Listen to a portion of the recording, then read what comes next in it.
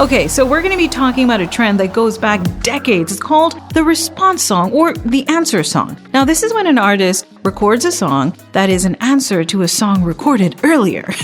Kind of self-explanatory, but yeah, I thought I'd go into the details. Now, this usually stems from two artists involved in some sort of like a breakup or some sort of a feud or something of the sort where something goes wrong and they're like, you know what? So-and-so said this. I have got to answer back with my own little, explanation in song. So if you think about it, this goes back so far. But one example which I found, which was from 1923, it was called Yes, We Have No Bananas. It made waves in the music scene. Later that same year, an answer song was called I've Got the Yes, We Have No Banana Blues. So it was kind of cute. So I thought today we might do an answers response song where we talk a little bit about, who said what and who answered how. So let's go ahead and kick things off with the infamous East Coast versus the West Coast beef that happened in the 90s, and it kind of gave us the best back and forth through the world of hip-hop. Now, while hip-hop and rap superstars are verbally assaulting each other on the streets, we also enjoyed breaking down every verse and following the storyline. So here goes. The hip-hop and rap genre turned the response song into clapbacks, or I'd like to say diss tracks, and they forged a lot of our childhood memories. Think about it, so many of these songs. Now, hip-hop just celebrated their 50th anniversary, and I felt that we need to discuss Tupac and Biggie's infamous hip-hop feud. You know it, right? It's the East Coast versus the West Coast, and was probably the best example of feuding music. Okay, now we've all heard and absolutely loved Jay-Z and Alicia Keys' Empire State of Mind. It got a lot of radio play and still honestly is a crowd pleaser at any party. But how do you feel about Katy Perry's response to the track?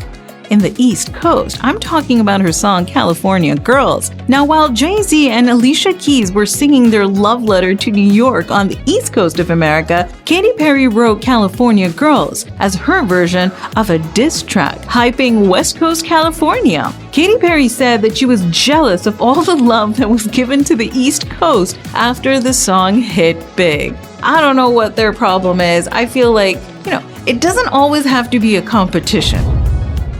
Did you know the inspiration for Joy Division, one of the most depressing bands in the history of sadness, was inspired by a Captain and Tanel song? Now, perhaps the cheesiest song of all time, Love Will Keep Us Together by Captain and Tanel, was released in 1975. 5 years later, in 1980, Joy Division released Love Will Tear Us Apart, arguably the group's most famous song, their take on a more realistic approach to a love song. I bet you didn't know that the latest song by Miley Cyrus, Flowers, was also a response song too. Or maybe you did. It kind of was all over social media. Now, it sounds a lot like another popular song from 2013, which was sung by Bruno Mars. But don't worry, Miley has no beef with Bruno. It's just the song's chorus, which is strikingly similar both musically and lyrically with When I Was Your Man by Bruno Mars. It's because the song is a response to her ex, Liam Hemsworth. And apparently, when they were together, he dedicated Bruno Mars' song to her, and things didn't work out the way they should have. So when Bruno sings, I should have bought you flowers and held your hand, Miley in her chorus says, I can buy my own flowers and I can hold my own hand. I love that line. Then Bruno goes, I take you to every party because all you wanted to do was dance. And Miley responds, well, I can take myself dancing.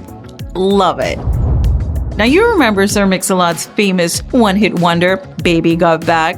No, we don't play it on the radio much, but the bass kicks and we've all danced to it shamelessly, right? I don't know, maybe it was just me. Another song we don't play on the radio much is Nicki Minaj's Anaconda. Both sound very similar, have mirroring lyrics, and are next up in our response lit. Nicki Minaj's song is a reverse perspective on Sir Mix-a-Lot's Baby Got Back, objectifying men as a response to when Sir Mix-a-Lot objectified women. all the while using a sample of the original to really throw it into everyone's face. So props to Nicki. I do really like her.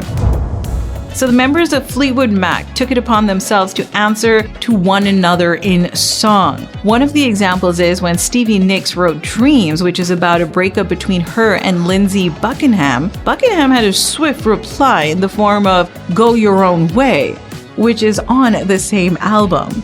So that's kind of cool. All right, ladies and gentlemen, that's all I have time for today. I really hope you enjoyed the deep dive. It was an absolute pleasure bringing it to you. Have a happy and healthy tomorrow.